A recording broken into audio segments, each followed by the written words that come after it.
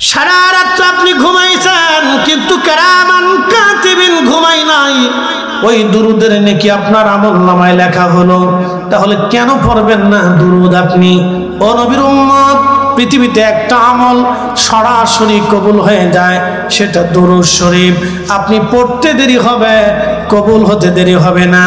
আপনি দুরূদ শরীফ যখন পড়লেন, তখন আপনার নাম, আপনার বাবার নাম, আপনার ঠিকানা পর্যন্ত আমার রসুলের দরবারে ডায়েরিভুক্ত হয়ে যায়। এই জন্য আগের যুগের আউলিয়া একরাম, উলামা একরাম বাড়িতে ঘরেতে মিলাদ অনুষ্ঠান করাইতেন, মিলাদ শরীফ দিতেন, দুরূদ শরীফ পড়ায়া, জিকির করায়া, এরপরে দোয়ার মাধ্যমে শুরু করতেন। বিশ্ববিখ্যাত বাচ্চার নাম বাচ্চা হুমায়ুন, মুঘল সাম্রাজ্যের বাচ্চা হুমায়ুন দাওয়াত করলেন ওই জমানার বিখ্যাত আলেম আল্লামা খাজা মাহমুদ বাহদাওয়ানি নকশবন্দি রহিমাহুল্লাহকে। আমি বলি নাই, বিশ্ববিখ্যাত ইমামুল হারামাইন শরীফাইন মক্কা মদিনার ইমাম ছিলেন ইমাম মোল্লা আলী কারি মাক্কি, যিনি 1 লক্ষ হাদিস ওনার কণ্ঠস্থ ছিল। উনি হাফিজুল হাদিস ছিলেন। আজ থেকে এই 400 বছর আগের উনি মুজাদ্দিদ ছিলেন। হযরত মোল্লা আলী কারি মাক্কি একটা কিতাব লিখেছেন, আল মাউরিদুর রাবি ফি মাউলিদিন নবী সাল্লাল্লাহু আলাইহি সাল্লাম। নবীর মিলাদুন নবীর উপরে একটা কিতাব আমার ঘরে আছে, মিসকিনের ঘরে। সুন্দর করে তিনি লিখছেন এই উপমহাদেশে মিলাদ কিভাবে চলতো, দোয়া কেমনে হতো। মাহমুদ বাহদাওয়ানি নকশবন্দির কাছে বৈরাম বেগ যে বলল, হুজুর আপনাকে দাওয়াত করলাম, বাদশা দাওয়াত করেছে রাজ দরবারে, আপনি আসেন দোয়া করার জন্য।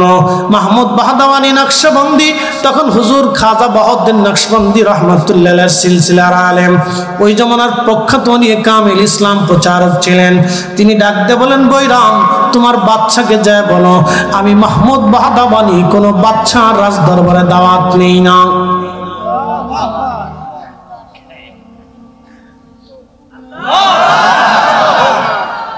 এই মাসালায় যাব না, এখানে মাসালা গেলে বিপদ না। উনি বলতেছে আমি কোনো বাচ্চার রাজ দরবারে দাওয়াত নেই না। কেন নেই না? কারণ আছে।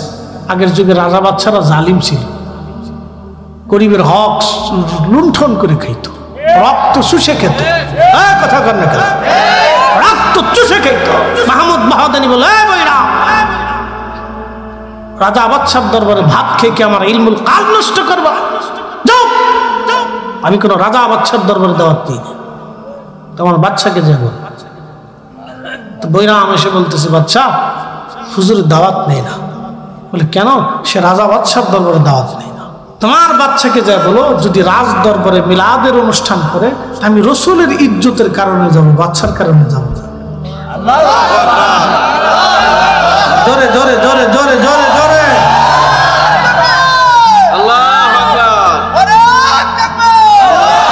হযরত মাহমুদ বাহদাওয়ানি নকশবন্দি দাওয়াত কবুল করলেন।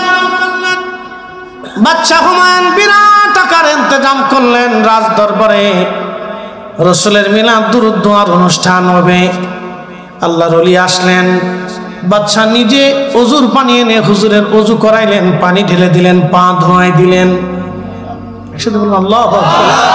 বাদশা নিজে হুজুরের পা ধোয়াই দিলেন।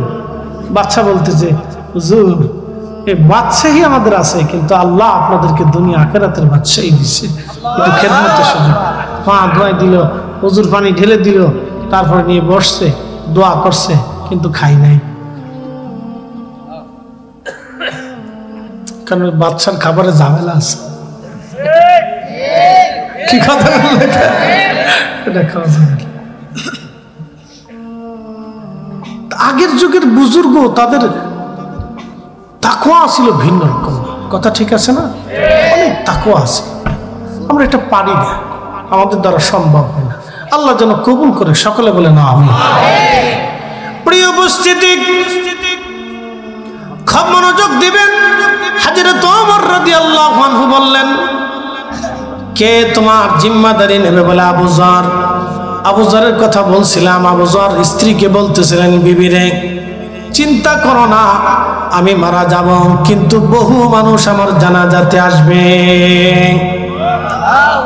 হযরত আবু যর স্ত্রীকে ডাক দিয়ে বলেন, বিবি তুমি দেখো টিলার উপরে দাঁড়ায় কোনো কাফেলা আসে কিনা। যদি কোনো কাফেলা দেখো তাহলে বুঝবা আবু যরের সময় শেষ। আহা, স্ত্রী টিলার উপরে দাঁড়ায় বলেন, হ্যাঁ স্বামী আমার, বহুদূর একটা কাফেলা দেখা যায়। আবু যর বলেন, তাহলে আমার সময় ঘনিয়ে গেছে, ক্ষমা করো, আর দুনিয়াতে দেখা হবে না। স্ত্রী, তোমার হক আদায় করতে পারি নাই, সুখে দুঃখে নির্জনে আমরা দুইজন আল্লাহর ইবাদতে কাটিয়ে দিয়েছি, সময় আমার ঘনায় গেল। ওই কাফেলার প্রধান ছিলেন এই উম্মতের সবচেয়ে বড় মুফতি সাহাবী, যিনি সাহাবী রাসূল মুফতি আজম হযরতে আব্দুল্লাহ ইবনে মাসউদ রাদিয়াল্লাহু আনহু, যিনার ফতোয়ার পরে পৃথিবীতে কোনো সাহাবী কোনোদিন কোনো ফতোয়া দিতেন না। এমনকি হযরত ওমরের মতো সাহাবীও ফতোয়া দিতেন না। হযরত আব্দুল্লাহ ইবনে মাসউদ কোনো মাসালা নিয়ে ফতোয়া দিলে পৃথিবীর কোনো সাহাবী ফতোয়া দিতেন না। সবাই বলতেন আব্দুল্লাহ ইবনে মাসউদের ফতোয়া সেরা। কোরআনের তাফসীরে আব্দুল্লাহ ইবনে আব্বাস যখন কোন কোরআনের আয়াতের তাফসীর করতেন, পৃথিবীর কোন সাহাবী ওনার তাফসীরের বিরুদ্ধে আর কোন তাফসীর করতেন না। তারা বলতেন আব্দুল্লাহ ইবনে আব্বাসের তাফসীরই সেরা, কারণ তাফসীরের ব্যাপারে আব্দুল্লাহ ইবনে আব্বাসের জন্য নবী দোয়া করে দিয়েছেন, ওনারটাই সেরা। একবার জোরে বলা যাবে কি মারহাবা।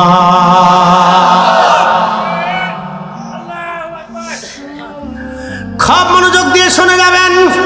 ঈশ্বরদীবাসী হযরত আবু যর বললেন, বিবি ক্ষমা করো। তিনি ইন্তেকাল করলেন। ইবনে মাসউদ তিনি চলে আসলেন কাফেলা নিয়ে।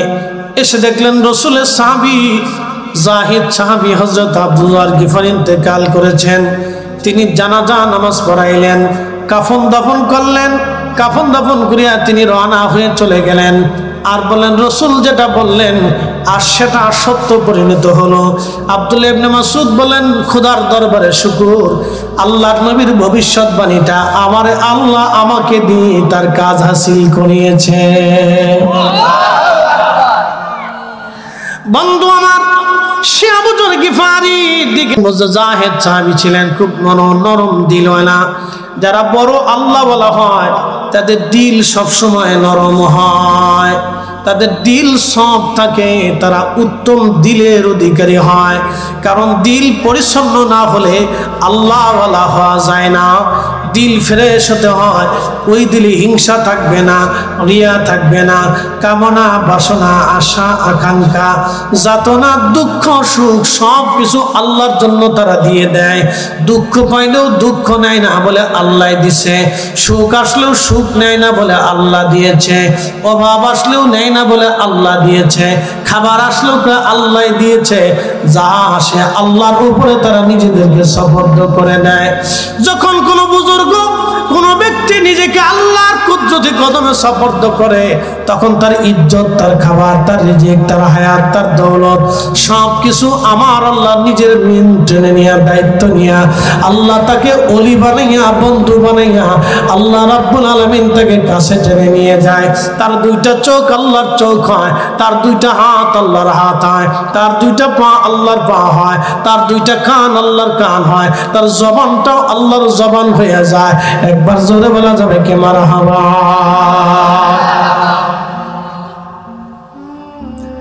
হযরত ওমর বললেন, আবু যর আপনি কি যুবকের জিম্মাদারি নেবেন? আবু যর গিফারি বললেন, হ্যাঁ আমিরুল মুমিনিন, আমি যুবকের জিম্মাদারি নিলাম, আপনি যুবকটাকে ছেড়ে দেন। আচ্ছা, আবু যর গিফারি রাদিয়াল্লাহু আনহু যুবকটাকে চিনে না, কিন্তু জিম্মাদারি নিয়ে বসলেন। যুবকটা চলে গেল। হযরত ওমর চিন্তায় পড়ে গেলেন, আরে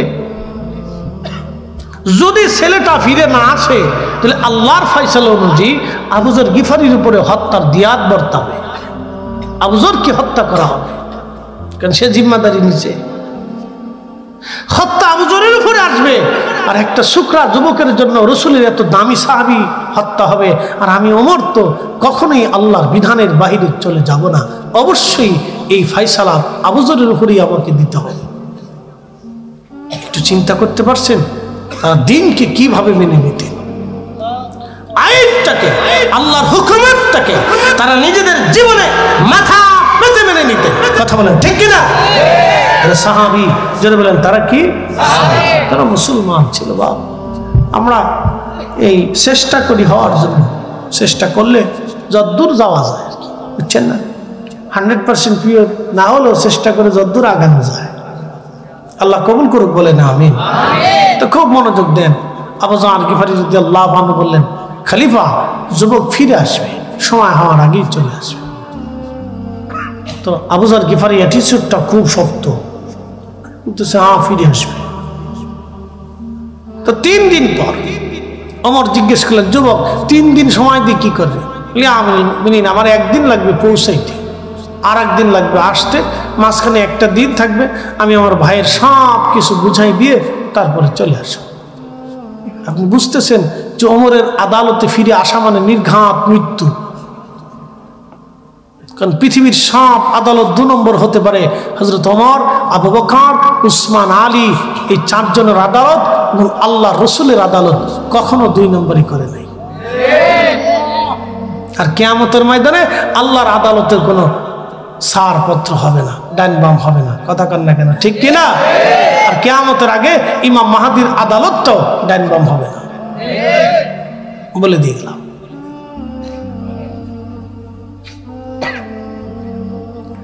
তো মনোযোগ দিবেন। হাজরাতে আবু যর গিফারি বলতেছে, আমিরুল মুমিনিন, যুবক আবার ফিরে আসবে আমার মন বলে। 3 দিন পরে আসরের নামাজ পড়ে হযরতে ওমর বসে গেলেন। মসজিদে নববীর বারান্দায় হযরত ওমর বসে আছেন, বিচার হবে আজ।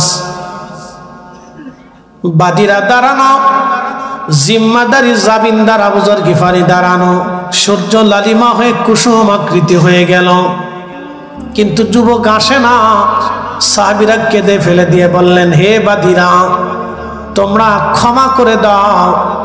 তোমরা ক্ষমা না করলে আজকে এই একটা সুকরাত যুবকের জন্য নবীর একজন মহান সাহাবী আজ মারা যাবে। কারণ আমরা জানি পৃথিবী উল্টে গেল, হযরত ওমর আল্লাহর আইন থেকে বের হয়ে আসবে না। আপনি চিন্তা করতে পারছেন কিভাবে তারা আল্লাহকে ভয় পাইতেন? হযরত ওমর একদিন দাঁড়াইছেন, খুতবা দিতেছেন। তো শুনে নেন, খুতবা দেওয়ার সময় এক যুবক দাঁড়ায় বলল, আমিরুল মুমিনিন দাঁড়ান, খুতবা পরে দেন, আগে বলেন এই নতুন জুব্বা কই পাইছি।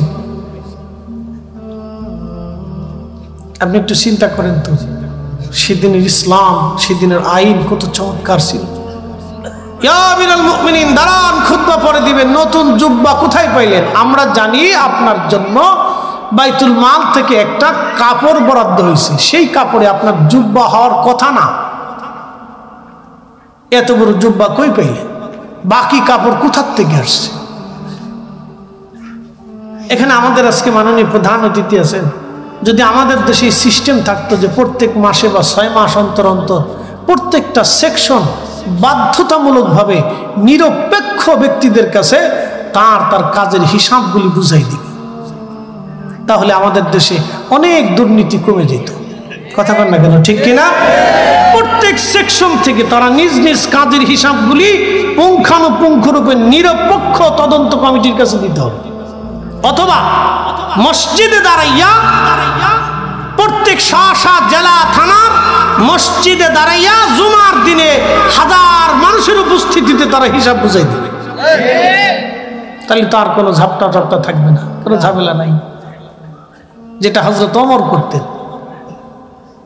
আল্লাহ ওমর ছিলেন, আপনি চিন্তা করতে পারছেন খেলাফত কিভাবে চালাইছে। হিমসে চলে গেছে, হিমস আপনাদেরকে বুঝাই। বর্তমান সিরিয়ার রাজধানীর নাম দামেস্ক, দামেস্কের আগে আলেপ্পো, তার আগে হিমস। এই হিমসে হযরত ওমর চলে গেলেন। তো মসজিদে বসে আছেন, সবাইকে ডাক দিলেন জুমার দিনে। তো সবাই জুমার নামাজ আসছে। হযরত ওমর খুতবার আগে বললেন, মুসলমানরা, তোমরা বলো তোমাদের হিমসের যে গভর্নর সাইদ ইবনে আমের, তিনি রাসূলের সাহাবী, তার সম্পর্কে কি তোমাদের অভিযোগ আছে? সবার সামনে লোকেরা বলল, হ্যাঁ আমিরুল মুমিনিন, 3টে অভিযোগ আছে। বলে কি অভিযোগ? বলে 1 নম্বর, সে সকালবেলা কাজে দেরিতে আসে, জবাব দিতে বলেন। দেরিতে আসে কেন? আমি 4-5 বছর আগে, বেশ অনেক করোনার আগে তা আমি ওই ইন্ডিয়ান এক্সপোর্ট ইম্পোর্ট লাইসেন্স করতে গেছি, ব্যবসা করব। চিন্তা করলাম যে ওই বা আমাদের ফরিদপুরের এক অফিসে ঢুকছি, তো অনেকটা সিগনেচার লাগে, কি একটা কাগজ যেন আমরা পাঠাইছে, তো সিগনেচার 7 দিন পর্যন্ত ঘুরছি, দেয় না। পরে হাতের অ্যাসিস্ট্যান্টে বললাম, কি ব্যাপার তোমাকে সারে সিগনেচার দেয় না, মাল টুস দেওয়া লাগবে।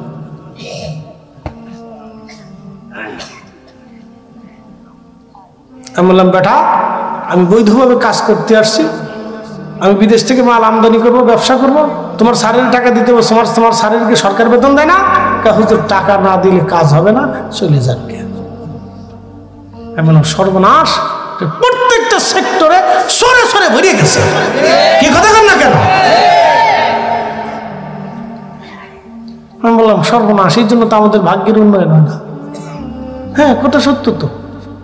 এই জন্য জবাবদিহিতা থাকলে কোনো অসুবিধা নেই। কোনটা রাজনীতি ব্যক্তিত্ব, কোনটা উপদেষ্টা পার্সন, কোনটা পারবে অনেক কথা বুঝিয়ে সুঝি বলে সেকশন চেঞ্জ করে দেওয়ার জন্য অবশ্যই জবাবদিহিতার আওতায় আসতেই হবে। কথা কন না কেন? ঠিক আছে না ভাই? আমি যদি আজকে এখানে না আসতাম তাহলে আপনারা জবাব চাইতেন না? অবশ্যই জবাবদিহিতা করতে হতো। আমি কেন আসলাম? আমাকে সুষ্ঠু এবং নিরপেক্ষভাবে সত্য জবাবদিহিতা করতে হতো যে আমি অসুস্থ হয়েছি, অথবা আমি অ্যাক্সিডেন্ট করছি, অথবা জ্যামে পড়ে গেছি, আসতে পারি নাই, আমাকে দেখাইতে হইতো, এভিডেন্স প্রমাণপত্র দিতে হইতো যে আমি এই কারণে আসি নাই। তাহলে আপনারা কমিটিকে সন্দেহ করতেন।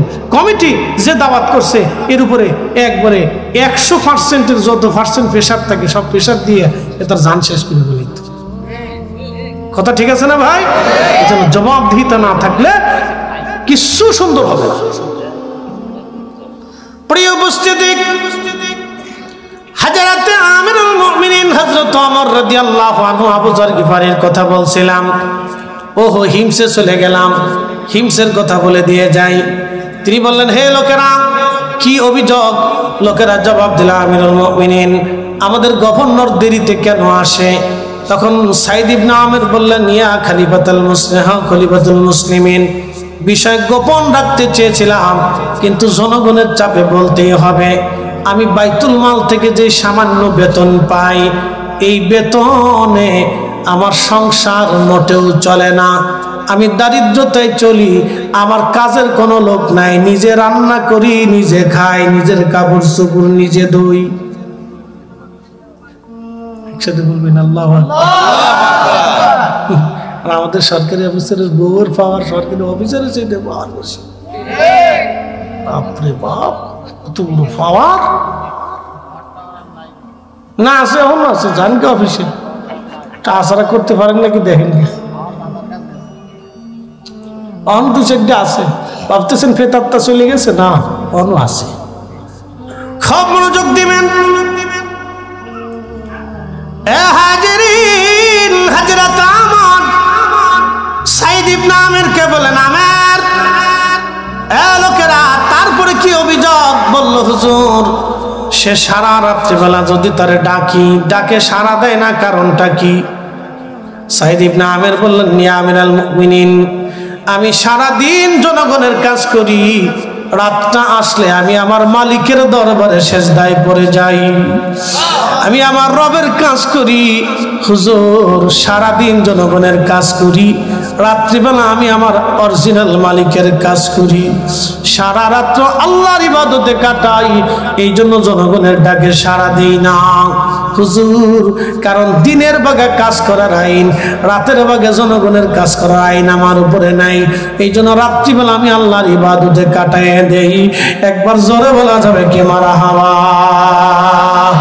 তেলের গাড়ি তেলে চলে, হাওয়ার গাড়ি হাওয়ায় উড়ে, বিনা তেলে চালাই গাড়ি নবী সুলাইমান।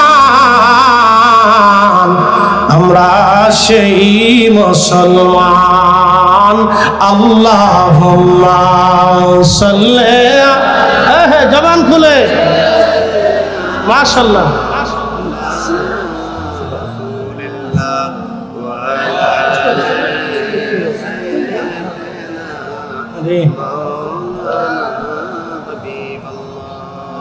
না না, আওয়াজটা দুর্বল মনে হয়। আল্লাহুম্মা সাল্লি सैयदना मौलाना मुहम्मद अला आली सैयदना।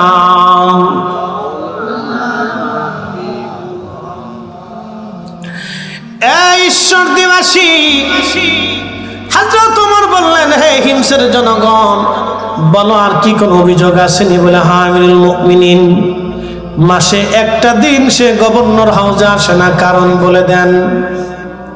সাইদ ইবনে আমের বলেন, হুজুর আমার একটা মাত্র জুব্বা ছাড়া আর কোনো জুব্বা নাই। আল্লাহকে কি করে ভয় করতেন আপনি একটু চিন্তা করেন তো। একজন গভর্নর, তার একটাই জুব্বা আছে। হুজুর আমার একটা জুব্বা ছাড়া আর জুব্বা নাই, আমি কাপড় চোপড় একটাই সারা মাস শেষে ওটা আমি ধৌত করি, পরিষ্কার করি, যার কারণে আমি আসতে পারি না। সাহাবী রাসূল হযরত ওমর কেঁদে ফেললেন, হে হিমসের জনগণ, আল্লাহর দরবারে শুকরিয়া, আমি একজন যোগ্য গভর্নরকে তোমাদের জন্য নিযুক্ত করতে পেরেছি। প্রিয় উপস্থিতি, মনোযোগ দিবেন। হযরত ওমর বললেন, বসে আছেন, কুসুম কুসুম আকৃতি হয়ে গেল। সাহাবীরা কাঁদে আর বলে, হে বাদীরা, তোমরা মামলা উঠাও, একটা ছেলের জন্য আজ নবীর একজন সাহাবী মারা যাবে। বাদীরা বলল, না, বাবার হত্যার ফয়সালা না নিয়ে আমরা যাব না। কিছু সময় পরে যুবকটা হাঁপাইতে হাঁপাইতে দৌড়ায় দৌড়ায় ওমরের কাঠগড়ায় মসজিদ নববীর বারান্দায় চলে আসলো। সালাম দিয়ে বলি, ইয়া আমিরাল মুমিনিন, বড্ড দেরি হয়ে গেছে, ক্ষমা করবেন, আমার অনেক দীর্ঘ পথের কারণে আমার ব্যস্ততায় দেরি হয়েছে। হুজুর আমি ফিরে আসছি, আল্লাহর বিধান মোতাবেক আপনি মৃত্যুদণ্ড দিতে পারেন। ওগো আবু যর গিফারি, সাহাবী রাসূল, 3টা দিন আপনাকে পেরেশানির মধ্যে রেখেছিলাম, আমি আমার ভাইয়ের হকগুলি মিটাইয়া ভাইয়ের সম্পদ বুঝাই দিয়ে আমি চলে আসছি, হুজুর ক্ষমা করে দেন। আপনি চিন্তা করতে পারেন, একটা ভাই তার ভাইয়ের হক মিটানোর জন্য মৃত্যুর কাঠগড়া থেকে চলে যে আবার ফিরে চলে আসে। এরা কেমন মুসলমান? এরা মুসলমান, এরা মুসলমান। এই জন্য বলছিলাম, যারা মরা মুরগি চালায় দেয়, খাসির গোশের বদলতে যে হোটেল আলা কুত্তার গোশত চালায় দেয়, মুসলমানের হিসাব আপনি পরে আসেন, সে মানুষ হয়েছে কিনা আগে সেটাই দেখেন। কথা ঠিক আছে না বাবাজি? মুসলমান তো অনেক ঊর্ধ্বের কথা। আসলাম তু লিরাব্বিল আলামিন, মুসলিম তো তাকে বলে যে তার নিজের সব কিছুকে আল্লাহর জন্য সমর্পণ করে দেয়। সুবহানাল্লাহ। বাপরে, আমরা ফিরে যাব কার কাছে? আল্লাহর কাছে ফিরে চলে যাব, অবশ্যই আল্লাহর কাছে চলে যাব। হযরত ওমর চোখের পানি ছেড়ে দিয়ে কেঁদে ফেললেন। চিন্তা করলেন, এত বড় ভালো একটা ছেলে, এমন একটা যুবক আজকে আমার বিচারের আওতায় আজকে মারা যাবে। উনি চোখের পানি ফেলে দিয়ে কাঁদতে লাগলেন। তখনই বাদী যারা ছিল তাদের অন্তরে আল্লাহ মায়া সৃষ্টি করে দিলেন। বাদীরা ডাকতে বলেন, আমিরাল মুমিনিন, আমাদের আর বোঝার বাকি নাই, যেই ছেলেটা তার ভাইয়ের হক মিটানোর জন্য ওমরের আদালত থেকে ফিরে যে আবার মৃত্যুর কাঠগড়ায় ফিরে আসে, আমরা বুঝছি এই যুবকটা আমাদের আব্বা জানকে ইচ্ছা করে মারে নাই, ভুলবশত হয়ে গেছে। হুজুর, বাবা হত্যার মামলা আমরা উড্ড করে নিলাম, এই যুবককে ক্ষমা করে দিলাম। ওমরের আদালত যেন তারে একেবারে বেকসুর খালাস দিয়ে দেয়। বলেন আল্লাহু আকবার। বলেন সত্যের জয় আছে না নাই? হকের জয় দুনিয়াতেও আছে, কবরেও আছে। কথা ঠিক আছে না? হকের জয় দুনিয়াতেও আছে, কবরেও আছে, আসরে আছে, ফুলসেরাতে আছে, হকের জয় আছে। আলহামদুলিল্লাহ, আল্লাহ আমাদেরকে হকের উপরে চলার তৌফিক দিক, বলে না আমিন। কেউ ভাই আবার ফিরে যাবে একদিন কবরে, জীবন চলে যাচ্ছে, 60 বছরের 20 বছর শুধু ঘুমে যায়, বাকি 20 বছর হেলায় হেলায় যায়। বাকি 20 বছর কাজে কর্মে দুনিয়ার চাপে সংসার ঝামেলা স্ত্রী সন্তান সন্ততি বন্ধু বান্ধব কত ঝামেলায় চলে যাচ্ছে সামান্য সময় আমরা আল্লাহর ইবাদত করি আপনি একটু হিসাব করে দেখেন আজকে রাত্রে বসে চিন্তা করবেন যে আমি আজকে সারাদিন কতটুকুন করছি তাহলে বুঝবেন যে না আমি কিচ্ছু করতে পারিনি আহা সামান্য কলিল সামান্য এতটুকু দিয়ে আমরা কি আশা করতে পারি আমাদের তো কোনো আশাই নেই চিন্তা করলে আপনি বুঝবেন যে আমাদের জীবনটা হেলায় হেলায় হেলায় হেলায় কিভাবে চলে যাচ্ছে জিন্দেগি তো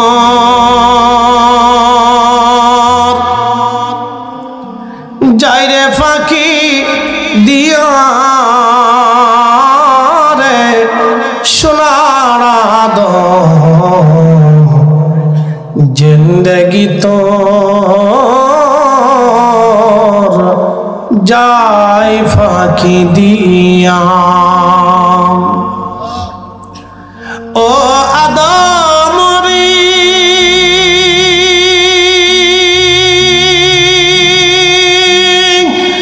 পাকে ধরে গেছে দাড়ি দন্ত আছে গোটা চারি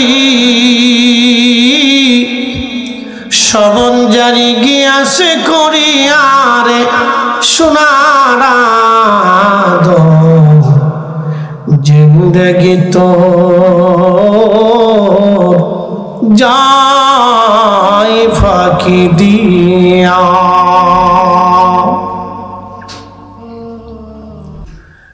বন্ধু কত মানুষ কবরে চলে গেল আর কোনদিন তারা ফিরে আসে নাই এই তো কবর আহা আল্লাহ কোরআনে বলে দিলেন হুজুর আপনি উম্মতকে বলেন কুল ইন্নাল মাউতাল্লাযী তাফিরুনা মিনহু ফাইন্নাহু মুলাকীকুম হুজুর উম্মতকে বলুন মৃত্যু থেকে তারা পালায় মরণ থেকে তারা পালাইতে পারবে না হাবিব উম্মতকে জানায় দেন এই মৃত্যু তার সাথে মোলাকাত করবে ও মুসলমান মাহফিল থেকে পালিয়ে গেলেন কিন্তু মৃত্যু থেকে পালাতে পারবেন না মসজিদ থেকে পালিয়ে গেলেন মৃত্যু থেকে পালাতে পারবেন না আজকের জালসা থেকে লুকাইলেন মরণ থেকে লুকাইতে পারবেন না আজকে শীত থেকে পালাবেন মৃত্যু থেকে পালাতে পারবেন না মরণ আপনাকে অবশ্যই ডেকে নিয়ে যাবে বাদশাহ কা ফকির হো সবকো একই ঠিকানা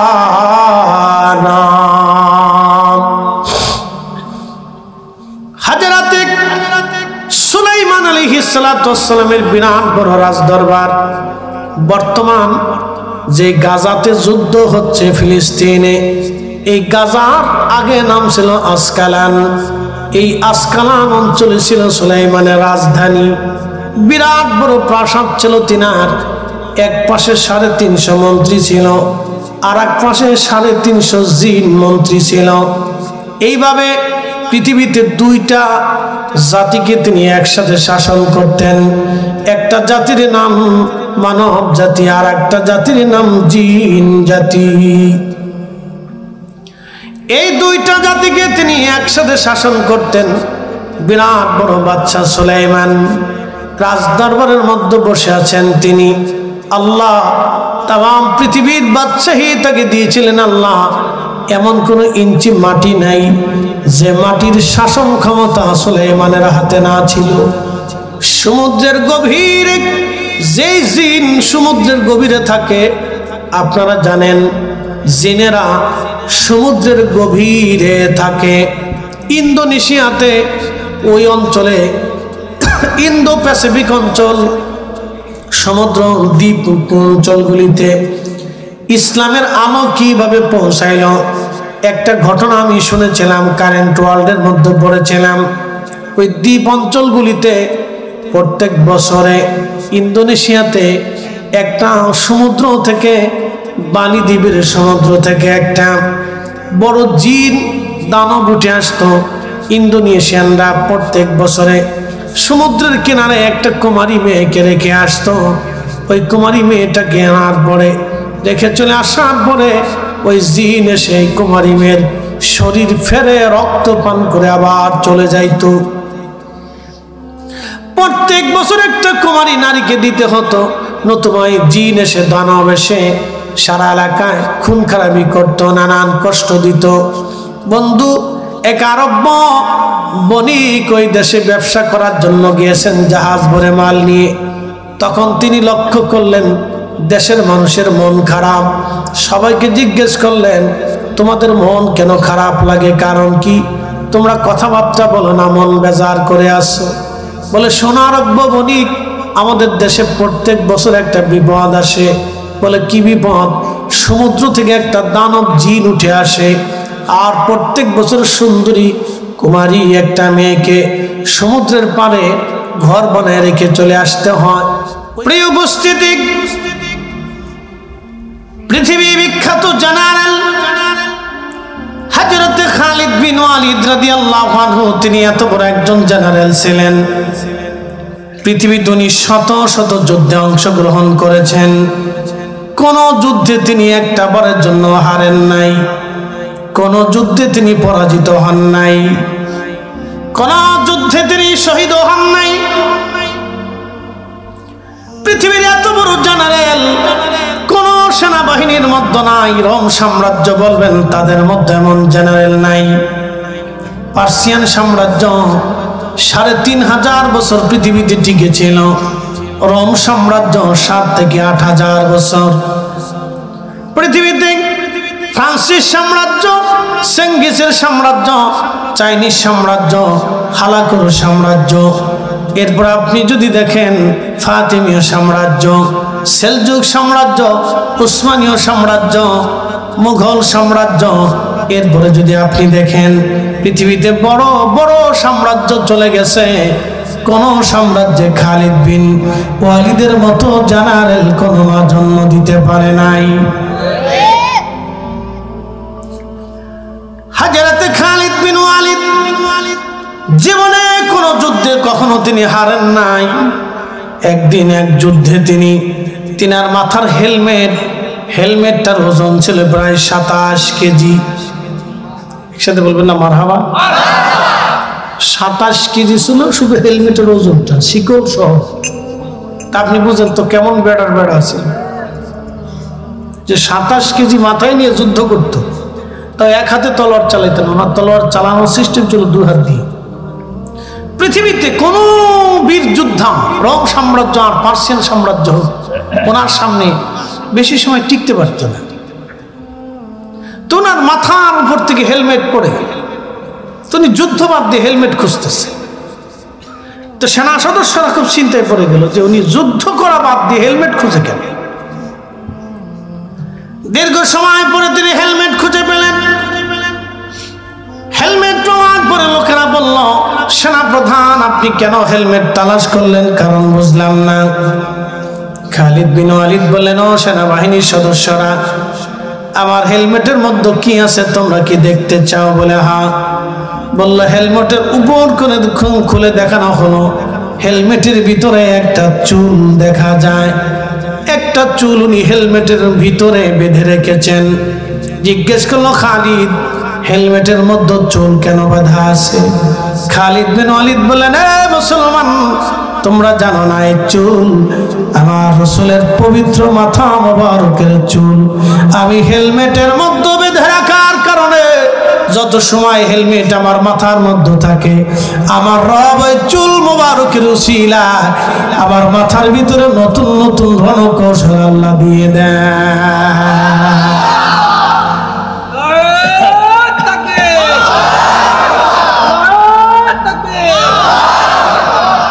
তেলের গাড়ি তেলে চলে,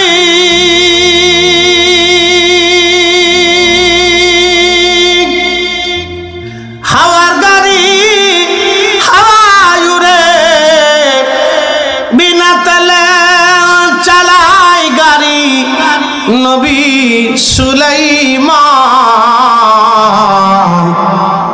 আমরা সেই মুসলমান। মসজিদে জুতা চুরি করি। আমার মনে আছে বহু বছর আগে আমি মাহফিল করতাম, ওই হ্যাজাক লাইট চিনচিন ফার্ম মারি মেরে হেসমের থেকে ওয়াজ করি। তা বুঝতেছেন আমার ওয়াজের বয়স কিন্তু কম না, বেড়ার বয়স কম আছে কিন্তু ওয়াজের বয়স কম। স্টুডেন্ট লাইফ থেকে বয়ান করে, তো হ্যাজাক লাইট জ্বালাইয়া মাহফিল দিচ্ছে। তো তখন ওই মাহফিলে গেলে 100 টাকা 50 টাকা 150 টাকা দিত। আবার কোনো কমিটি কিন্তু হুজুর আসছেন জানকে পরে দেখা করবেন, আর জীবনে দেখা হয়েছে না। তো তখন ওই অনেক স্টুডেন্ট লাইফ কষ্ট করে 1600 টাকা দিয়ে বাটার থেকে একজনের জুতা কিনছি। তো যুবক বয়স মাহফিল টাফিল করার জন্য জুতা পাই দিয়ে আসছে, স্টেজে উঠে দোয়া খায়ের করে নেমে দিয়ে আমার জুতাই নেই। এই যে মাইকটা ধরে বললাম তোকে আল্লাহর দোহাই লাগে আমার জুতা জোড়া দিয়ে যায়। আমি অনেক কষ্ট করে জুতা কিনছি রে, তা আর দিল না। এক মুসল্লি হুজুর আমার শিরে এক জোড়া প্লাস্টিক আছে, দেন এটি নিয়ে যায়। এরপর থেকে আমি আর দামি জুতা কিনি না, আমার সব দামি, সব দামি, আমার গাড়িটাও দামি। আমি 55 লাখ টাকার গাড়িতে চলি, কিন্তু জুতা দামি কিনি না, কেন চোরে লে যাই না। প্রত্যেক মাহফিলে এই সরে জুতা লে যাবো, টার্গেট করে যাবো হুজুরের জুতা বানানি দিক কিনলে আমি লয়ে যাবো, যাও গে খয়রাতে একটা নিয়ে যাবো। তো আমাদের আপনি একটু চিন্তা করেন, আমার এই আজকে প্রধান অতিথির কথা শুনে আমার খুব মজা লাগছে। সামনে প্রশংসা করা ঠিক না, রাজনীতি ব্যক্তিত্বদের এরকম হওয়া উচিত। আলহামদুলিল্লাহ, আল্লাহ হায়াতুত তাইয়্যিবা দিক বলেন আমিন। আমি সামনে ওনার কোনো প্রশংসা কোনো কথা বলবো না। শুধু মানুষ রাজনীতি করে কারণ হচ্ছে মানুষের জন্য, কথা ঠিক আছে না ভাই? হযরত ওমর খলিফা কেন হয়েছিল? মানুষের জন্য। আল্লাহ রাসূল বলেন আস-সুলতানু যিল্লুল্লাহি ফিল আরদ, শাসক গোষ্ঠীটা হলো জমিনে আল্লাহর ছায়া। একসাথে বলবেন আল্লাহু আকবার। আল্লাহ কি সবাইরে খাবার দেয় না? হিন্দুরে দেয় না, বৌদ্ধরে দেয় না, খ্রিস্টানরে দেয় না, নাস্তিকরে দেয় না। সবাইরে যদি আল্লাহ খাবার দিতে পারে তো শাসক গোষ্ঠী সবাইরে খাবার দিবে। কি কথা কর না কেন? আল্লাহ সবাইরে যেমন নিরাপত্তা দেয়, সে শাসক গোষ্ঠী সবাইরে নিরাপত্তা দিবে। আল্লাহ যেমন ইনসাফ ন্যায় নীতিটাকে আল্লাহ প্রতিষ্ঠিত করার জন্য নবী রাসূল পাঠিয়েছেন, তো শাসকরা পৃথিবীতে ন্যায় নীতি প্রতিষ্ঠিত করবে। কি কথা কর না কেন? আমাদের দেশে বিচার আচার কয়টা ঠিক মতো হয় বলেন তো? চোখ টিভিতে বিচার হয়, আবার ফোনে করে চাচা ওই আমি কিন্তু মনে রাখেন, ঠিক আছে না ভাই? আমার কাকা ওই কাকির কাছে কিন্তু দিয়েছি, কাকির কাছে দিয়েছি, বিচার বুঝে কিন্তু বুঝে সুযোগ করেন, আবার দেখেন আমার ভোলাটারে দেখেন। আচ্ছা বলেন তো, আপনার ছেলে যদি অন্যায় করে তো ন্যায়ের পক্ষে থাকবেন না ছেলের পক্ষে থাকবেন? তো ন্যায়ের পক্ষে যদি প্রত্যেকটা বাবা ন্যায়ের পক্ষে থাকে তাহলে মামলা হওয়ার কথা না। চেয়ারম্যান সাহেবও লাগে না, মেম্বারও লাগে না, পুলিশ প্রশাসনও লাগে না, কিচ্ছু লাগে না, বাবাই বিচার করে দিতে পারে। কথা ঠিক আছে না ভাই? সমস্যা আমাদের ভিতরে, আমাদের ভিতরে অনেক সমস্যা। প্রিয় উপস্থিতি মনোযোগ দিবেন। সাইয়্যিদুনা হযরত ওমর রাদিয়াল্লাহু আনহু বসে আছেন মসজিদে নববীতে। বসে থাকা অবস্থায় লোকেরা একটা যুবককে ধরে নিয়ে আসছে। হযরত ওমর জিজ্ঞেস করেন, লোকেরা যুবকটাকে কেন ধরে আনছো? লোকেরা বলল, আমিরুল মুমিনিন, এই যুবকটা আমাদের বাবাকে হত্যা করেছে, মার্ডার মামলার আসামি, ধরে নিয়ে আসছি। আল্লাহর আইন অনুযায়ী, কোরআনের ফয়সালা অনুযায়ী আপনি আইন করে দেন, বিধান দিয়ে দেন। হাতে কি একবারে 100% পিওর ও শিওর দিয়ে পৃথিবীতে 4 জন রাষ্ট্র পরিচালনা করছে, এরপর আর কেউ পারে নাই। আবু বকর, ওমর, উসমান, আলী, এরপরে আর কারো নসিবে জুটে নাই। আর পৃথিবীর শেষে একজন আসবে, তিনি ইমাম মাহদি, বাবার নাম আব্দুল্লাহ, ওনার নাম হবে মুহাম্মদ। রাসূল বললেন সহিহ বুখারীর কিতাবুল ফিতানের ভিতরে, আমি যেইভাবে পৃথিবীতে ইনসাফ প্রতিষ্ঠিত করেছি, আমার মাহদি সারা পৃথিবীতে সেইভাবে ইনসাফ প্রতিষ্ঠিত করবে। একসাথে বলেন আল্লাহু আকবার। না না, জোরে বলেন আল্লাহু আকবার। রাজনীতির অর্থই হচ্ছে ইনসাফ প্রতিষ্ঠিত করা। কথা বলেন ঠিক না বেঠিক? যে করতে পারবে সে সাকসেস, সে মানুষের হৃদয়ে বহুদিন বেঁচে থাকবে। আজকে ওমর কি দুনিয়াতে আছে? কিন্তু ওমর আজকে আমাদের হৃদয়ের মধ্যে বেঁচে আছে। কথা ঠিক আছে না ভাই? আমাদের সবার হৃদয়ে হযরত ওমর বেঁচে আছে। প্রিয় উপস্থিতি, সাইয়েদনা হযরত ওমর রাদিয়াল্লাহু আনহু তিনি লোকদেরকে বললেন, যুবকটাকে নিয়ে আসো আমার সামনে। জিজ্ঞেস করলেন, যুবক তুমি কি তোমার তাদের বাবা বৃদ্ধ মানুষটাকে হত্যা করে ফেলেছ? যুবক বলল, হ্যাঁ ইয়া আমিরুল মুমিনিন, আমিরুল মুমিনিন আমি তাকে হত্যা করেছি। কেন হত্যা করলা যুবক, কারণ কি? বলে, হুজুর আমার একটা উট ছিল, উটের একটা সুন্দর বাচ্চা ছিল। আপনারা দেখবেন ছাগলের ছোট বাচ্চাটাকে মালিক বড় আদর করে, গরুর একটা বাচ্চা হলে ঘুগরি গলার মধ্য দিয়ে দেয়, ওই ঘুগরি বাঁধার পরে বাচ্চাটা দৌড়াদৌড়ি করে মালিকের খুব ভালো লাগে, ঠিক আছে না? বিড়ালের বাচ্চা হলে মালিক খুব আদর করে বিড়ালটাকে খাওয়ায়, কোলের মধ্যে নেয়। ছোট ছোট বাচ্চা কাচ্চা এগুলি দেখতে খুব সুন্দর দেখা যায়। তো ছেলেটা বলতেছে, হুজুর উটের একটা ছোট্ট বাচ্চা আমার খুব আদরের, এই বাচ্চাটা দৌড়ায় তার খেজুর বাগানে যাওয়ার কারণে সে একটা পাথর মানে আমার উটের বাচ্চার চোখ বের করে দিয়েছে। আমাদের দেশে এই ছাগল নিয়ে, বকরি নিয়ে, মুরগি নিয়ে, এগুলি নিয়ে বিরাট যুদ্ধ লাগে, ঠিক আছে না ভাই? যুদ্ধ কিন্তু 1.5 ফাঁকি জমি নিয়ে না, 1 ইঞ্চি জমি নিয়ে যুদ্ধ, কিন্তু 50 লক্ষ কোটি টাকা নিয়ে না, 50 টিয়া নেই। পরে গ্রাম শুদ্ধে মারামারি করে তারা নিজের একজন আরেকজনে ফিডায়, আরেকজন আরেকজনে ফিডায়, কি লেগে ফিডায় নিজেরও কুইতারে না। এ তো মারামারি আমাদের দেশে, মানব জাতি। আচ্ছা বলেন তো, কুত্তায় কুত্তায় মারামারি করছে, জীবনে কোনদিন মার্ডার হতে দেখছেন? বিড়ালে বিড়ালে এত খামচা মারামারি করলো, জীবনে মার্ডার হতে দেখছে? মুরগায় মুরগায় মারামারি, টুকরা টুকরি, জীবনে কোনোদিন মার্ডার হতে দেখছে? কখনো মার্ডার হতে দেখবেন না। কিন্তু একমাত্র মানব জাতি নিজেরা মারামারি করলে এক মানব আর এক মানবকে হত্যা করে। কথা কোন ঠিক কিনা? এই জন্য মানুষকে মানুষের মতো হতে হবে। মানুষকে কি হতে হবে? মানুষের মতো হতে হবে। আপনি মুসলমানের হিসাব পরে আসেন, মুসলমান অনেক ঊর্ধ্বের কথা, মুসলিম অনেক ঊর্ধ্বের কথা, মুসলিম অনেক ঊর্ধ্বের কথা। যেই বেটা হোটেলে মরা মুরগি চালাই দিয়া লাভের জন্য মানুষের মরা মুরগি খায়, ও মুসলমান তো পরে হিসাব করে মানুষ হয়েছে কিনা আগে চিন্তা করে। যেই লোক তার নিজের বোনের জমি বুঝাই দেয় না, মুসলমানের হিসাব পরে করে মানুষ হয়েছে কিনা আগে দেখে। যেই চাচা তার এতিম ভাতিদার সম্পদ বুঝাই দেয় না, মুসলমানের হিসাব পরে করে নাকি মানুষ হয়েছে কিনা বুঝে। কি কষ্ট হইতেছে আপনাদের? উচিত কথায় মহাই বেজার, গরম বাতে বিলাই বেজার। এগুলো শোনার দরকার। বাপ আমরা সবাই গোরস্থানে চলে যাব, কথা ঠিক আছে না? এখানে চলে যাব তো, যেতেই হবে। তো এটা নিয়ে পাড়াপাড়ি করে কি লাভ আছে? আমি আমার দেশের জমি জমা তো দেখার সুযোগ হয় না। তো একবার বড় ভাই বললো, তুই একটু ঘুরে ঘুরে দেখে। তো আমি ঘুরতে যাই আমাদের এলাকার পশ্চিম পাড়ার এক জমিন দেখতে গেছি। দেখি জমিন ছিল সোজা, এমনি বাঁকা দিয়ে চলে গেছে। তো পাশের জমি আলার জমিনে ক্ষেত পরিষ্কার করতেছে। আমি বললাম, কাকা ছোটকাল থেকে তো সোজা দেখছি, তো বাঁকা হইলো কেন? না আমি পাই। তা বললাম, কাকা তো এটা নিয়ে তো ঝগড়া করার কিছু নেই, তো আধা হাত বেশি নিছেন বা 4 ইঞ্চি বেশি নিছেন। কাকা যদি আপনি পায়া যান তো বাঁচাই দিলেন, আর যদি না পায়া থাকেন তাহলে মামলা কিন্তু কিয়ামতের ময়দানেই হবে।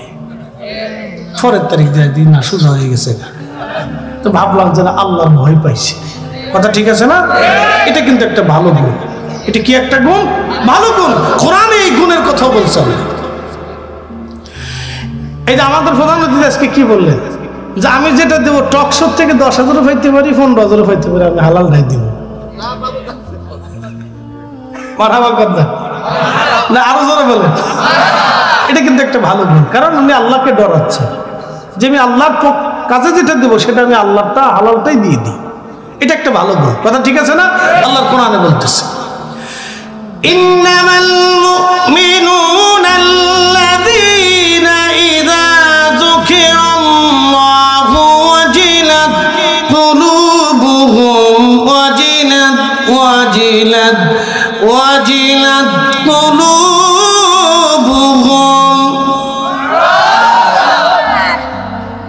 কিছু সময় বসা যাবে ইনশাআল্লাহ? কথাগুলি শোনা জরুরি। আল্লাহ বললেন, হাবিব উম্মতকে বলেন, বলে দেন উম্মতকে, নিশ্চয় তারাই মুমিন হবে যাদের অন্তরে আল্লাহ স্মরণ আসার সঙ্গে সঙ্গে অন্তরটা আল্লাহর ভয়ে থরথর থরথর করে কাঁপতে থাকে। তারা মুমিন মুমিন মুমিন। এরপরে আল্লাহ বললেন, ওয়াইদা তুলিয়াত আলাইহিম আয়াতুহু যাদাতুহুম ঈমানা।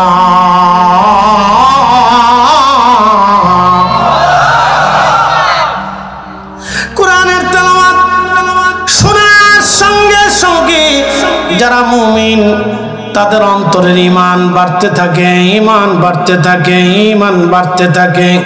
কোরআনের তেলাওয়াত শোনার সঙ্গে সঙ্গে ঈমান বাড়তে থাকে। খাদিমুর রাসূল হযরত আনাস সারা রাত্র কোরআন শরীফ পড়ে তিনি এক পড়া কোরআন বাকি রাখতেন। খাদিমুর রাসূল পৃথিবীতে এই লোক আর কারো নসিবে হবে না, এই লোক আর কোনোদিন জন্ম হবে না। খাদিমুর রাসূল হযরত আনাস 10 বছর রসুলের কদমের খেদমত করেছেন একটানা।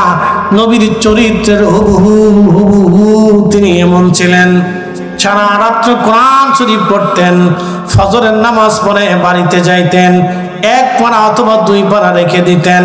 ওনার 100-র মতো আল্লাহ সন্তান দিয়েছিলেন, অনেক সম্পদ আল্লাহ দিয়েছিলেন তাকে।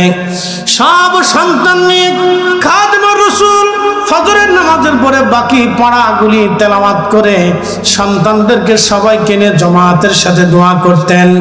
দোয়া যখন করতেন, করা শেষ, তখন খাদিমুর রাসূল বলতেন, সন্তানরা, আমি আমার মাসুক নবীর জবান থেকে শুনছি, কোরআন খতম দেওয়ার পরে আল্লাহ রাব্বুল আলামিন যেই দোয়া করা হয় সেই দোয়া আল্লাহর আসমানের সাথে সাথে কবুল হয়ে যায়। এখন ফতোয়া দিয়ে তো কোরআন খতম বন্ধ করে দিচ্ছে, তো লাভ হয়েছে কার? শয়তানের লাভ হয়েছে? মুসলমানের ঘরে কোরআনের তেলাওয়াত হবে না তো হিঁদুর ঘরে হবে? মুসলমানের বাড়ি কোরআন খতম হবে না তো খ্রিস্টানের বাড়ি হবে? কি কথা কর না কেন? মুসলমানের ঘরে কোরআনের তেলাওয়াত হবে। এই জন্য আমি মনে করি প্রত্যেক মুসলমানের ঘরে ঘরে কোরআন খতম হোক। কি কথা কর না কেন? আবার এক হুজুরে ফতোয়া দিচ্ছে কোরআন বুঝে না পড়লে কোনো সওয়াব নাই। তোমার কইছে কেটে এটা? ফাজিল কোথাকা। আল্লাহ রাসূল বললেন, কোরআনের 1 হরফে 10 নাকি, বুঝে পড়লেও 10, না বুঝে পড়লেও 10, মুখস্থ পড়লেও 10, দেখে পড়লেও 10। একসাথে বলবেন আল্লাহু আকবার। এখন রাসূলের চেয়ে বড় বড় ফতোয়া তখন আইছে, তখন বুঝতে হবে এখানে শয়তানের কারসাজি আছে। মেডিনা জাজি কোরআন খতম বন্ধ করাই দিয়ে আপনি সুদ বন্ধ করাইতে পারছেন? হ্যাঁ, ঘুষ বন্ধ করাইতে পারছেন? জেনা বন্ধ করাইতে পারছেন? বেহায়াপনা বন্ধ করাইতে পারছেন? হ্যাঁ, ওই যে ঢাকাতে কনসার্ট হলো, কনসার্ট পাকিস্তানের শিল্পী হয়েছে, আমি জীবনে তার কোনোদিন গান শুনিনি। সর্বনাশ, দুনিয়ার মানুষ বলে তার লেগে পাগল। হারি সর্বনাশ। কত লক্ষ টাকা দিছে, কি দিছে না দিছে আমি জানি না, সেটা যার যার দেয় দিক।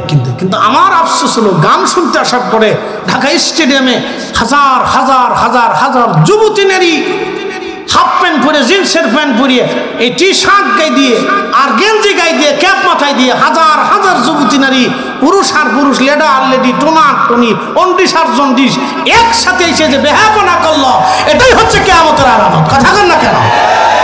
কোরআন খতম বন্ধ করে দিতে আমরা এটা বন্ধ করতে পারি নাই। আল্লাহ আমাদেরকে, আলেমদেরকে কোরআন খতম বন্ধ করার জন্য দুনিয়াতে পাঠায় নাই। আল্লাহ আলেমদেরকে পাঠিয়েছে দুনিয়া থেকে বেহায়াপনা বন্ধ করার জন্য, জানা বন্ধ করার জন্য, অন্যায় বন্ধ করার জন্য, সুদ বন্ধ করার জন্য, ঘুষ বন্ধ করার জন্য, দুর্নীতি বন্ধ করার জন্য, অন্যায় বিচার বন্ধ করার জন্য, ন্যায় ইনসাফ প্রতিষ্ঠিত করার জন্য। আমরা আল্লাহ পাঠাইছি এক কাজে, আমরা করি আর এক কাজ।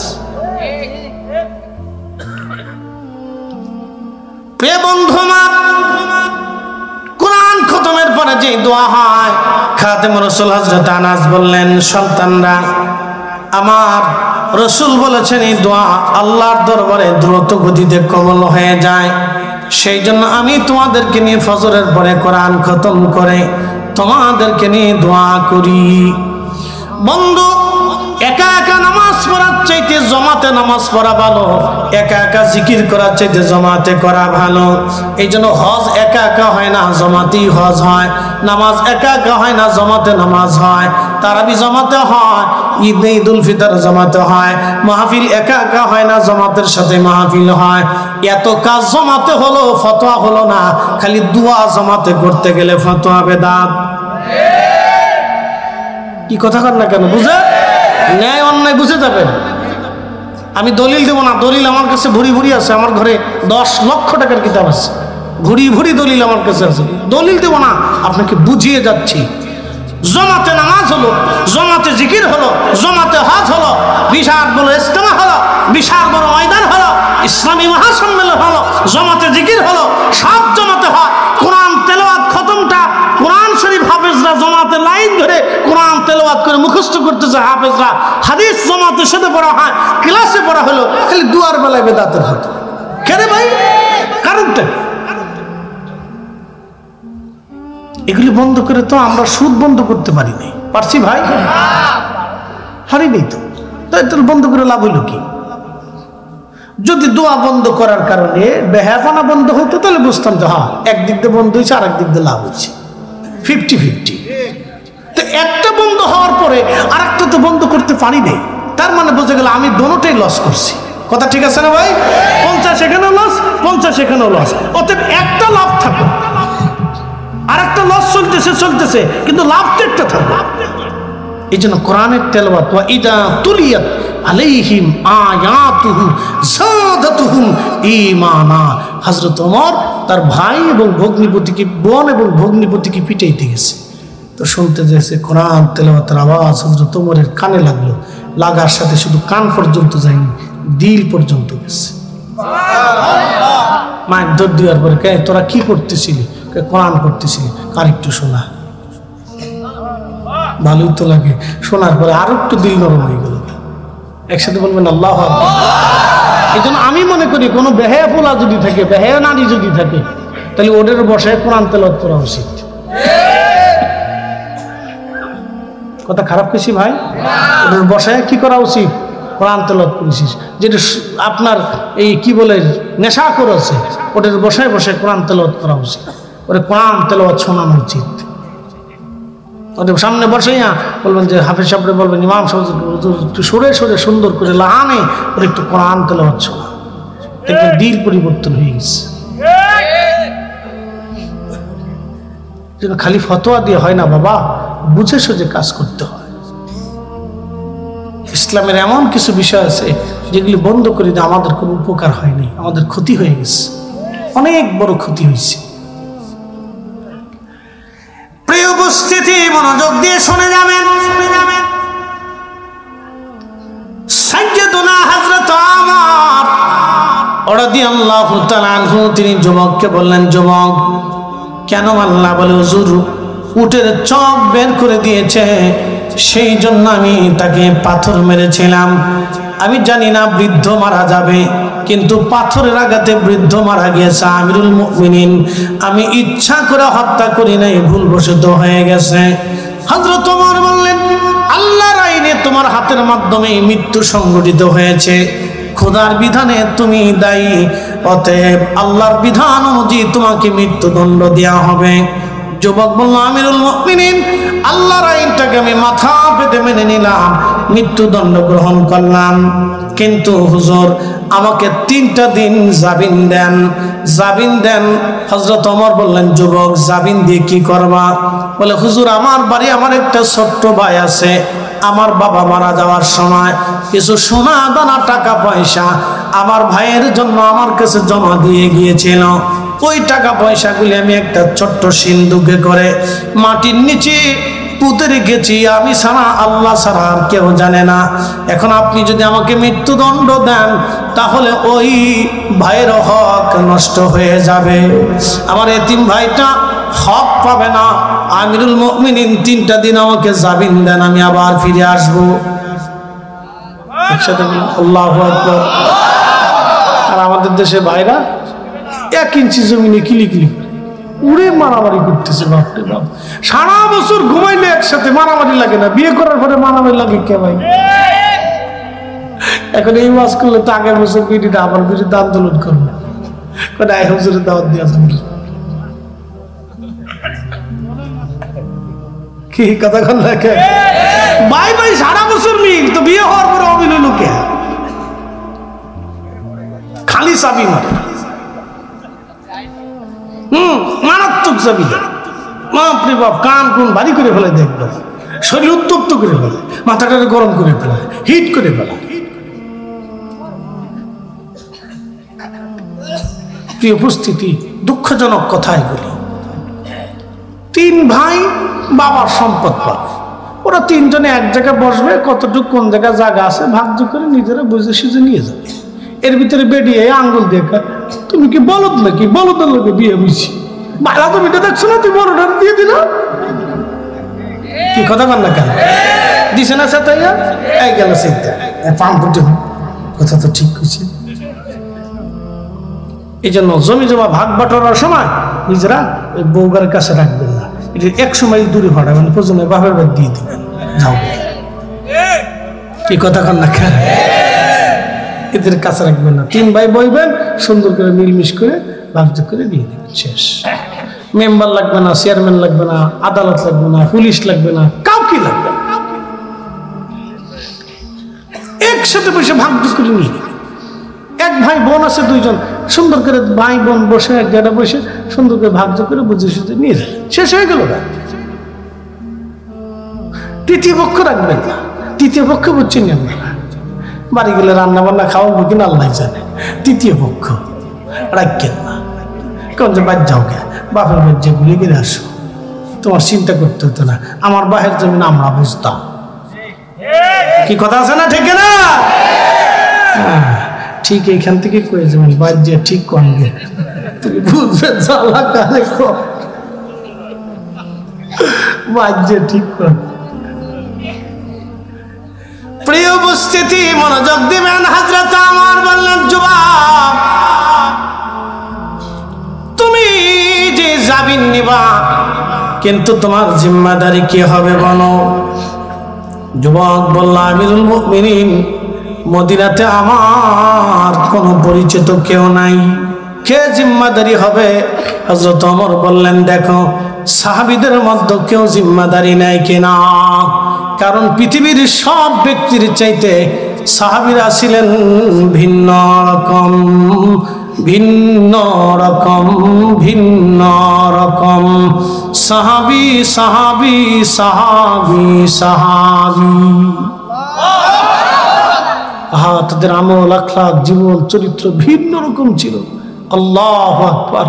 সাহাবী রাসূলুল্লাহ জি রাসূলকে এত মহব্বত করতেন, দিল জীবন